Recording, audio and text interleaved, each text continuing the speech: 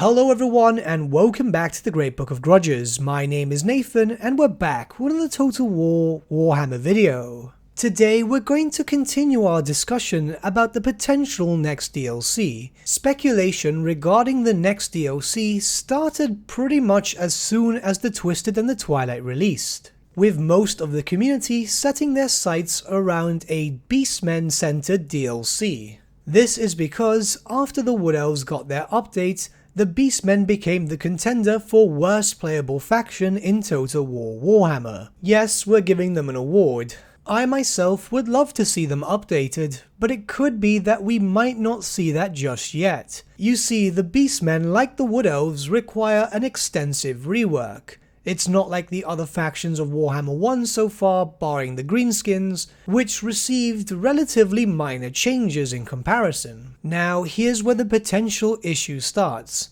The Beastmen will require more work than the Wood Elves. This is because it's not just the Beastmen that need to be reworked, but the Horde mechanic too. It's very unlikely that Creative Assembly would go back to fix up the goats and not fix up their main mechanic. Should that be the case, then it could be assumed that every Horde race and faction would get updated at the same time. The other race in desperate need of a Horde overhaul would be that of the Warriors of Chaos. Yes, Nakai the Wanderer is a Horde faction too, but he still plays better than the Beastmen or the Warriors of Chaos. There is a bit of a workload here, and it might be too much work for Creative Assembly at the moment.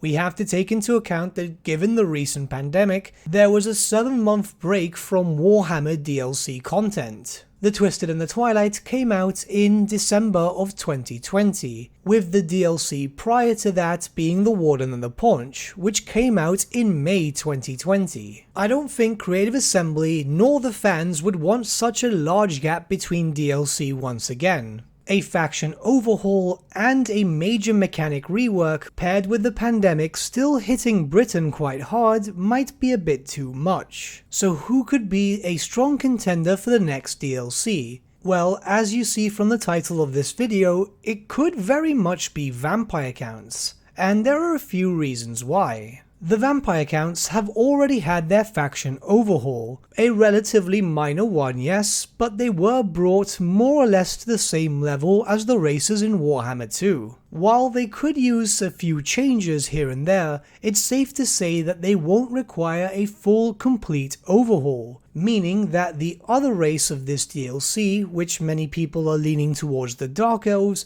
would get a healthy amount of focus. This could be one of the rare circumstances where the DLC could be more or less split in terms of content for both respective races. It's also important to note that the vampires have been receiving updates throughout almost every DLC. I'm of course not referring to the playable factions, but the vampire counts have indeed been receiving updates, new territories, and rather important ones at that too. The patch accompanying the Twisted and the Twilight DLC expanded the Mortal Empires to the east. This made some new areas playable with the introduction of some new settlements, including the Silver Pinnacle, one of Neferata's bases of operations. A DLC prior to that, I believe it was the Warden and the Paunch, however I could be wrong, added in the Marshes of Madness, where the Kingdom of the Strigoi was created. Both are rather important locations in the history of the vampires,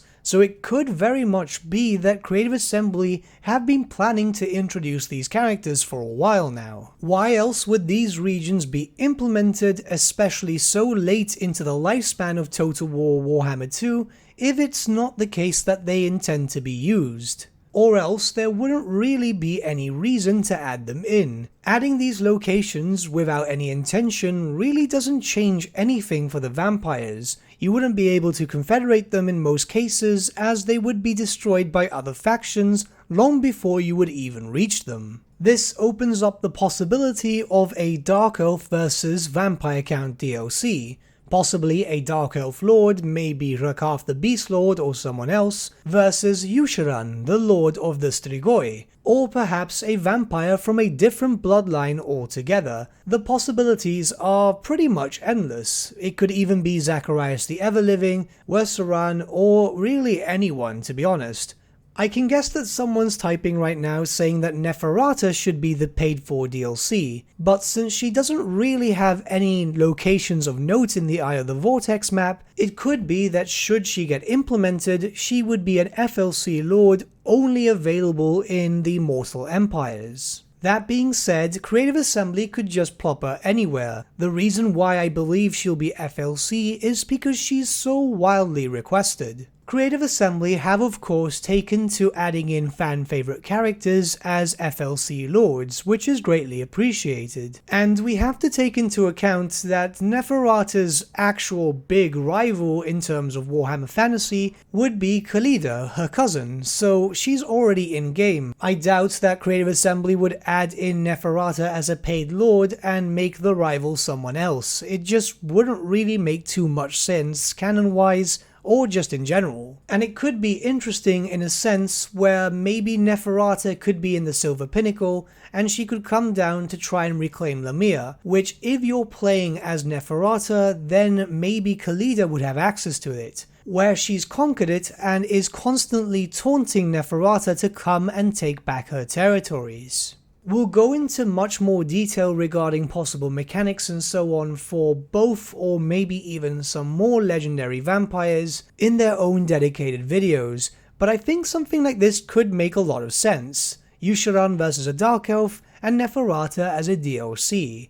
Of course, I could be very wrong here, and this might be the time that they decide to implement the Red Duke. Considering the fact that the character already has his own custom model, a start position and so on, it's very likely we could see him being implemented in a FLC form attached to a DLC for the vampires. But what do you guys think about this idea? Let me know your thoughts in the comments below and let's start a bit of a discussion. I understand that people are hoping for the Beastmen, and in truth so am I too, but this could also be a rather strong possibility. I know there are some rumblings regarding dwarfs, but honestly I think we won't see any new dwarf content until Game 3, mainly because I think that a Chaos Dwarf versus Standard Dwarf DLC would be incredibly thematic, and Creative Assembly would probably want to take part of that opportunity. But with that, my friends, we've come to the end of our video. Thank you so much for watching. If you did enjoy the video, might I suggest giving the video a like, or even subscribing to the channel, as it really does help us out. In the description section below are various links to different social media platforms such as Facebook, Instagram, and Discord. Also in the description section is an affiliate link with Element Games where you could buy loads of hobby-based products, not just Warhammer, for 10 to 25% off. Making a purchase using that link and also our special code, which is also in the description, supports the channel at no extra cost to you, which we think is rather cool. A big thank you to our patrons. Your support means the world to us. It's amazing that people want to help a small channel like us grow and get to a higher level of content. A big thank you to Gibraltar LUSC, Ryan Bertsche, Andrew Prince, and Okro for subscribing to us at our Fane level. You guys are super cool. And a big thank you to Edward Yule, VS Vasan, Aaron Whitman, and Shaggy for subscribing to us at our King level. Honestly, we can't thank you all enough. And lastly, a big thank you to all of you for liking, sharing, and commenting on these videos. Honestly, it's because of you guys that the channel's been growing at such a great pace lately, so we can't thank you all enough. But with that, my friends, thank you so much for watching once again, and we shall see you all again very, very soon. Have a good day.